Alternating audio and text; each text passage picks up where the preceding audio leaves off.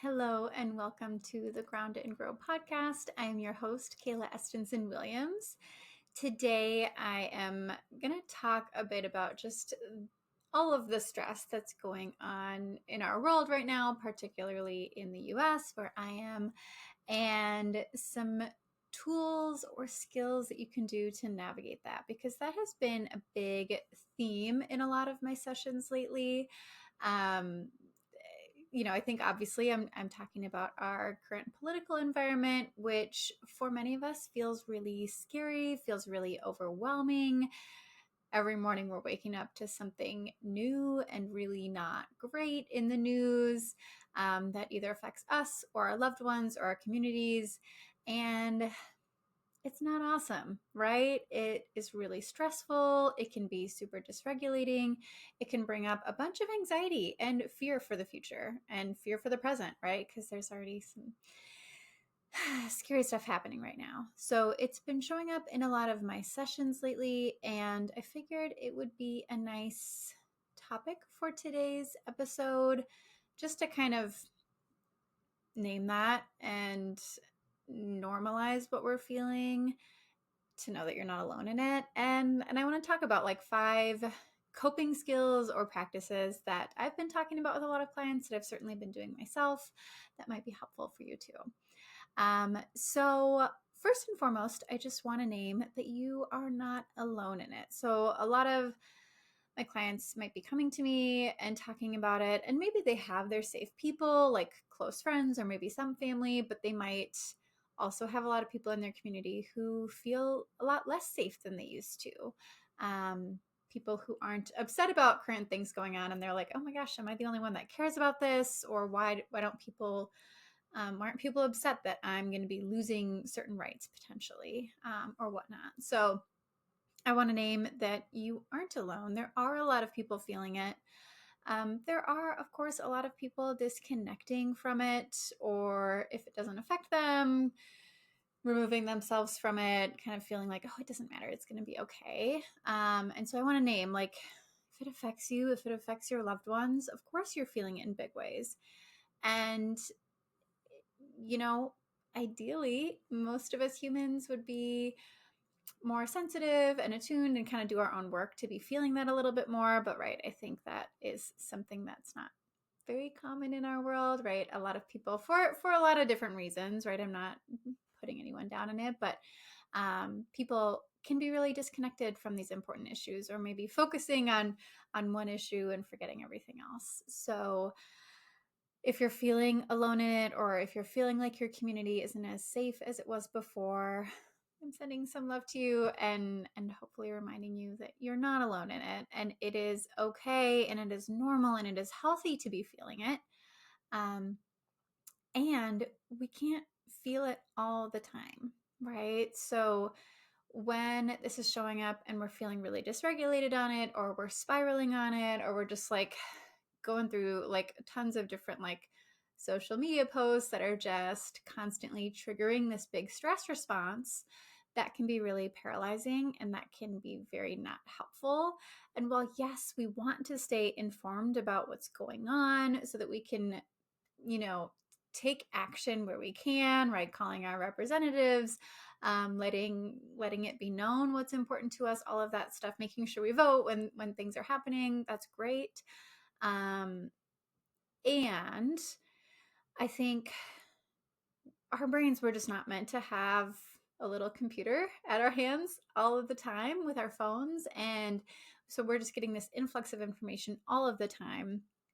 And for many of us, I know for myself too, it gets to the point where sometimes I am taking in way more information than is actually helpful for action, right? So yes, we want to be informed. And when we feel regulated and grounded, it's great to be informed and know what's going on so that we can do things within our power to promote safety in our communities and for our loved ones and all of that.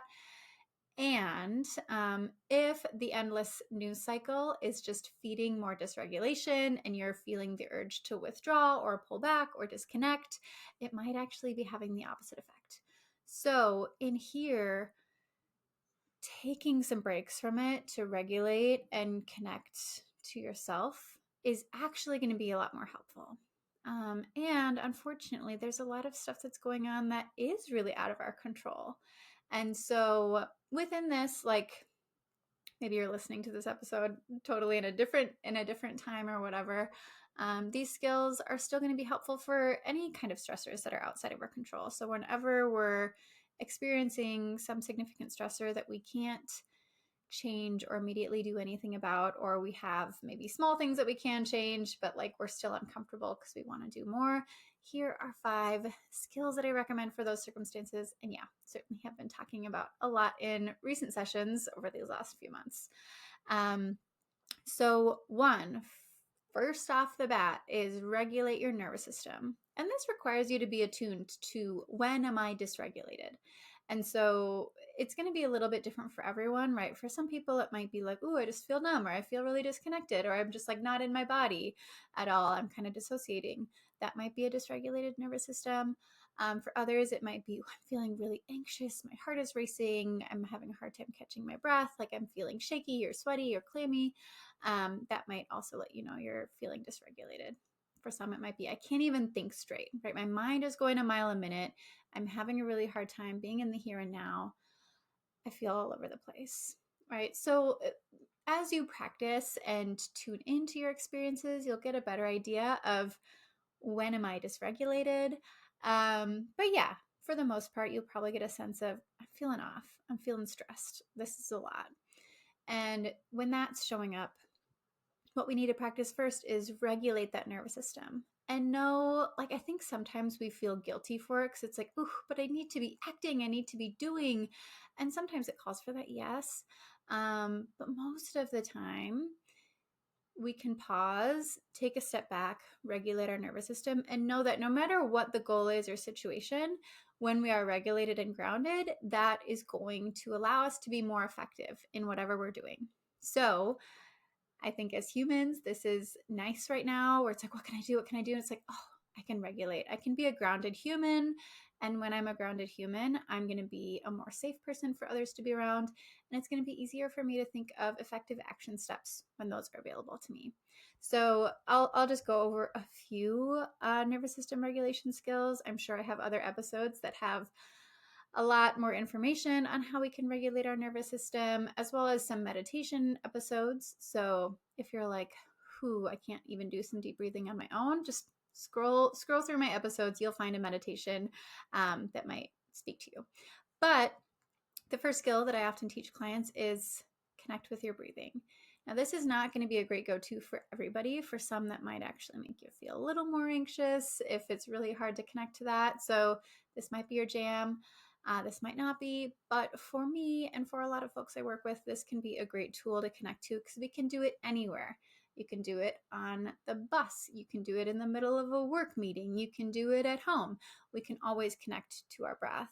And what you want to do here is not necessarily be like, oh, I have to have this like super long, slow breath, but start where you're at. So I recommend just pause for a moment, tune into your breathing, without trying to change it, notice where you're at, and then very gradually, in a way that feels comfortable in your body, start to increase the length of your breath. Breathe a little bit slower. Don't do it to the point where you're really uncomfortable or you feel like you can't breathe because it's so lengthened out, but slow it down a little bit. Maybe you bring your inhales and exhales to kind of an even length, or if it feels comfortable, extend that exhale out just a little bit, right? It might be just 1 second longer because that longer exhale is really regulating for our nervous system. It can be really helpful when we're feeling anxious or feeling up here. It slows things down. When we slow down our breathing, we communicate to our body, we're okay. Right? Sometimes we have to figure out the language of our body, right? If we just like mentally are like, I'm fine, this is okay, like I'm safe. Our body might be like, I don't think I'm safe. Like my breath is going like a mile a minute, my heart's going a mile a minute.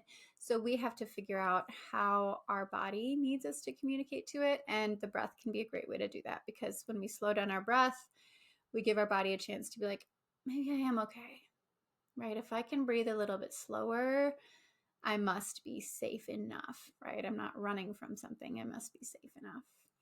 So slowing down the breath can be one nice place to start. Another one I love is cold exposure. So this can be pretty simple, right? It doesn't have to be like, I'm not saying you necessarily have to like do a cold plunge or anything like that. Unless that's your jam, go for it. But it might be just grab an ice pack, put it over the eyes and nose area. It can even be like splash cold water on your face, take a cold shower, even if just a few seconds of that shower. But most often I say, get an ice pack. I love the ones that are like meant for your face, like for headaches. They're kind of like shaped for like around your eyes. They have little beads in them. Those are ones that I have that I often recommend to clients the most. And sit back, take some slower breaths while you sit with that ice pack for a few minutes.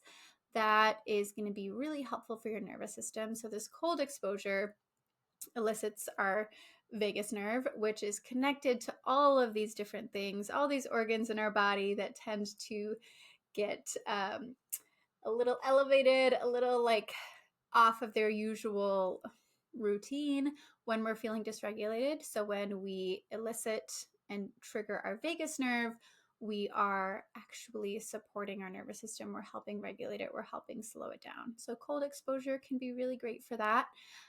Again, it's going to be some people's jam and not everybody's, but I find it to be, for me personally, and for a lot of my clients, it can be a nice one when it's like, who I can't even think straight and I'm feeling super anxious. I'm feeling like my heart is racing. All of these things are going on. That cold exposure can be helpful. And research shows when we do a little cold exposure, it's going to slow down our breathing. It's going to slow down our heart rate. It's going to slow down all of these different things that get elevated when we're dysregulated. And as a nice benefit, you have this like sensory awareness there, right? Like, I don't want you to do it to the point where you feel like pain or discomfort, but having that cold exposure can be a nice way to like bring your mind back to the here and now, because it's like, oh, here's a strong sensation. I'm tuning into that. Again, don't make it painful or super extreme, but it's a nice way to shift that focus when our mind is also on hyperspeed, right?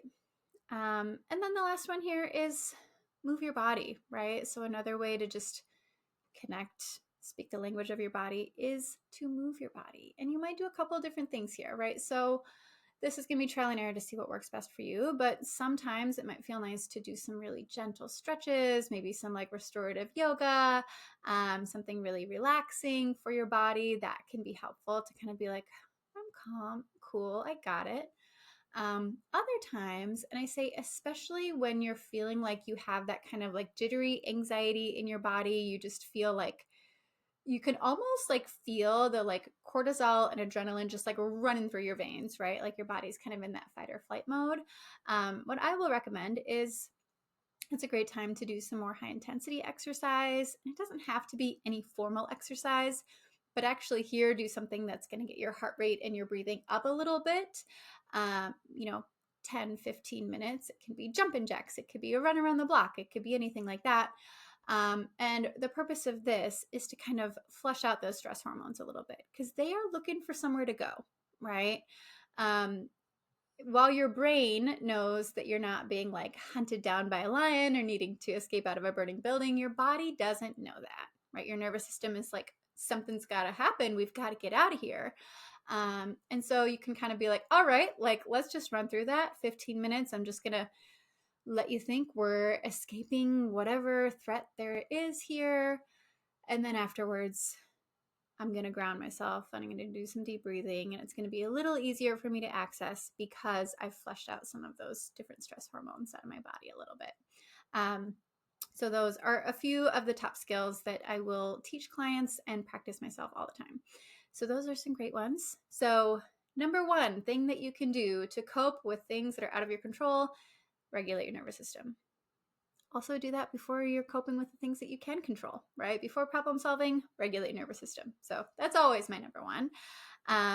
But number two is going to be connect with your support system, right? So this might be your therapist or friends or family who help you feel safe. It might be different like groups in your community that are aligned with whatever you're needing. And I think especially when there may be really scary things going on in the world, or there are like there's just like this kind of political unrest where things feel really divided, it can be nice to be like, okay, where are my safe people? How can I be around them and remind myself through this social interaction that I'm safe, that I'm worthy, that I am allowed here, all of those things. Being around the people that might challenge some of the scary stuff that's going on in the news can be really nice. Letting them know what you need, connecting to that. And with this, it might be adding in some boundaries around the people that don't feel as safe, right? So a lot of people have maybe family members who have very different viewpoints than them, or are holding beliefs that feel really painful for them. So if you have those people in your circle, like, it's okay to have boundaries. It's okay to give yourself some space from those people right now. You don't have to totally cut them out of your life unless that feels really needed. But you can choose to focus your energy and time in the people who help remind you that you're safe and that you're loved and worthy and all the good things that we need. So that's number 2. Number 3 is soothe your senses, right? So this is another thing that's going to support your nervous system, and it's just a nice self-care practice that I think we could use in our daily routine, but especially when we're dealing with stress that feels outside of our control, looking at how we can support our just experience of our senses, our experience in the world. So what you're smelling, what you're tasting, what you're touching, what you're hearing, focus on things that feel really soothing. This might be a really nice bubble bath, or it might be some more restorative yoga, or it might be get a candle that smells really good. Focus on the lighting in your home to make sure it's really grounding and regulating. So here is a way that you're communicating to your body, I'm safe in this moment, right? So we don't have to necessarily like have this like big old affirmation of like everything's going to be okay, but it can be, I'm safe in this moment. Tonight, I'm going to take a bubble bath and I'm going to light a candle and I'm going to read a book I enjoy and I'm going to snuggle in bed with my favorite cozy blankets and snuggle my pet. I'm safe tonight, right? And this is what I'm doing to support that. And then we're communicating that to our nervous system. And if we do that consistently, we get to build in a little bit of that resilience, right? Of like, okay, when a stressor comes my way, I can feel a little bit more grounded because I continue to do these things that feel really supportive for myself. So soothing your senses, always a good thing. Even if you're feeling great, soothe your senses. But especially when we're going through some significant stressors, soothing our senses is really lovely.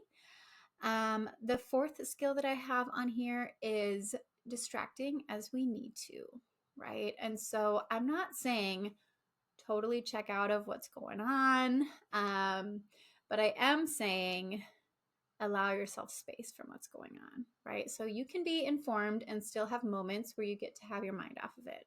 Because even though your phone could give you constant access to what is going on, that doesn't mean that you need it. And in fact, it's probably not helpful if it's really overwhelming.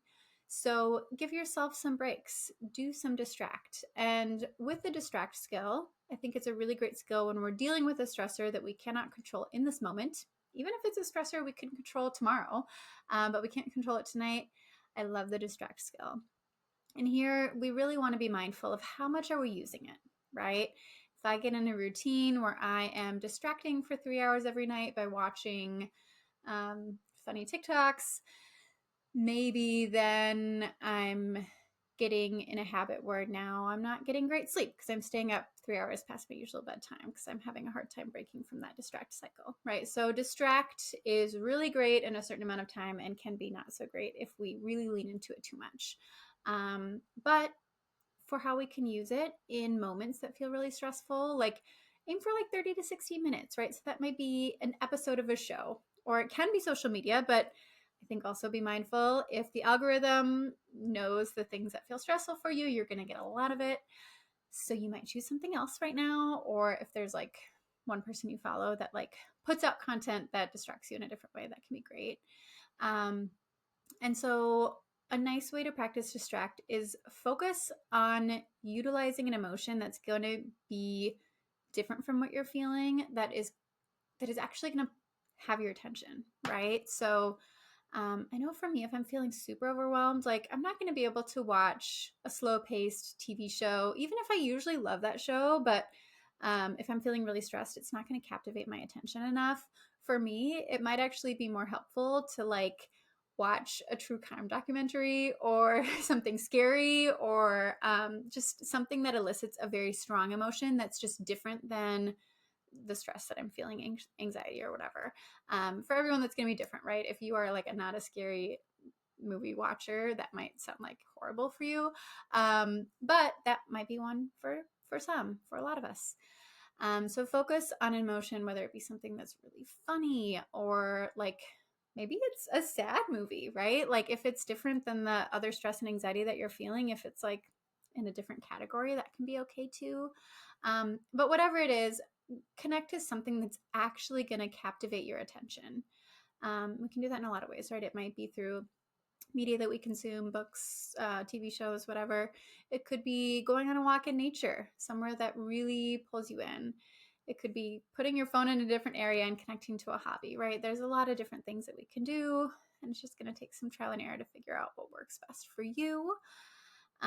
Which is a nice segue into the fifth one. And this is connecting to what we can control. And there's a couple different ways we can do it, right? So, one thing that I think is really helpful when we are experiencing significant stress that's more long term, that's outside of our control, is find some hobbies where we feel a little sense of control, right? And no, I'm not talking to the perfectionist on your shoulder that's saying, like, let's perfect this hobby and make it like an Etsy and make a bunch of money and we have to be good at it. And if we're not good at it, then we're failures and nothing's good. Unless you feel really excited about opening an Etsy shop of a craft that you're doing, awesome, and it feels empowering or whatever, great. But if you struggle with perfectionism and needing to feel like every hobby that I do has to have worth, I'm going to challenge you to not do that. But find a hobby that you can do where there's some outcome. Remind yourself that the outcome doesn't have to be good, but there's like something that happens from it, right? And so this could be running, right? Maybe you love running and it gets to be like, okay, I'm focusing on like, you know, running a couple miles a week or whatever it is, that can be fun. It might be for me lately, I've talked on this a little bit. It's been crocheting, right? So I've gotten back into crocheting and that's nice because I'm like, okay, I do this and I get some outcome, right? I learn a new skill and I get to see progress on it. Challenging my own inner perfectionist on it and being like, it doesn't have to be good. But I get to see that progress as I put the effort in. It might be picking up watercolor or making coffee art, latte art, like whatever it is, pick up some hobby. Again, it doesn't have to be productive. And in fact, better if it's not productive, but do something where you get some outcome from it because then you can feel like, here's something that I'm doing that I'm having control on, right? Like buy an adult coloring book and, some fun markers. And then you get to see, oh, here's this like beautiful like mandala art that I colored in today, right? So that can be nice. And then when we do the things that we need to do, when we feel regulated and we feel safe, it is connect to action that is within our control, right?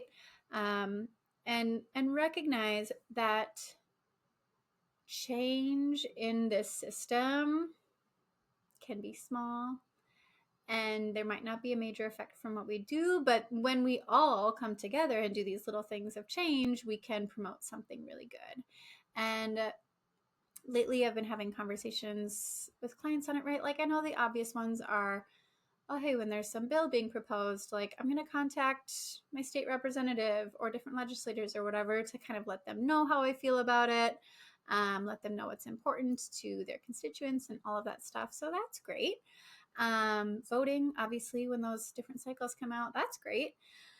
But this can also be just things that we do in our community, right? Ways that we show up for others to create the sense of safety within our community, right? So the world at large might not feel safe, but we can zoom in small ways and in creating safety. And it might be going to community events or going to groups just about whatever it is that feels like it empowers part of our community.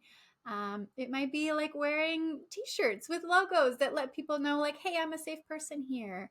It might be just being kind to whoever you're passing by in the grocery store, right? So these little things that make a big difference, right? Like having important conversations with people, not in a way where we have to feel like we're changing everybody's mind, but where we get to show up authentically and make like normalize caring about people, right? Like those kinds of things. So, little things that we can do on a daily basis and reminding yourself that those things matter. Because I think what I'm hearing a lot from clients lately is just this feeling of overwhelm and this feeling of powerlessness, right? Which I get is so valid because there are things happening that we're like, how are we here? And yet, there are ways that you still have power. How you show up matters, right? Like, think about the last time that you were at a store and someone was nice to you, right? Like, we hold on to that. That matters. And if we create more of those moments for those around us, that has a good ripple effect, right? So, that's where I'll kind of end that. So here are just 5 different like skills we can connect to when there's a lot of stress outside of our control, like we're in right now, just in our world. Um, and this reminder that what you do matter and how you show up matters. The little things matter. Sometimes they matter more than the big things. And when we all do the little things, they can change the big things. That's what I'm holding on to, like down the road. I know, not tomorrow, but down the road. I hope that the way that we're all banding together and showing up has some positive change down the road. So that's my little golden nugget of the day. And I hope it helps a little bit. And if it helped you, maybe share it with someone who it might also help with, or send them a sweet text message or something nice.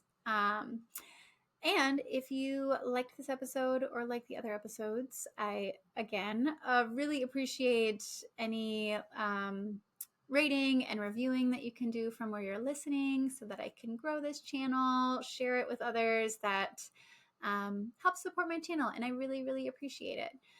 Otherwise, I hope you have a lovely rest of your day, your week, and I look forward to talking to you next week. Bye-bye.